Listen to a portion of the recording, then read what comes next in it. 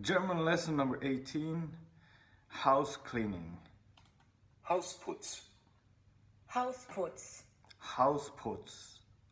Today is Saturday. Heute ist Samstag. Heute ist Samstag. Heute ist Samstag. We have time today. Heute haben wir Zeit. Heute haben wir Zeit. Heute haben wir Zeit. We are cleaning the apartment today. Heute putzen wir die Wohnung.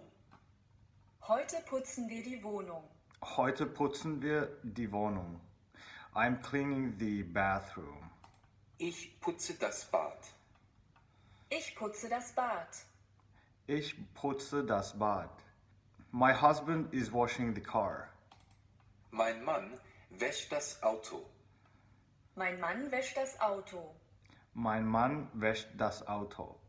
The children are cleaning the bicycles. Die Kinder putzen die Fahrräder. Die Kinder putzen die Fahrräder. Die Kinder putzen die Fahrräder. Grandma is watering the flowers. Oma gießt die Blumen. Oma gießt die Blumen. Oma gießt die Blumen.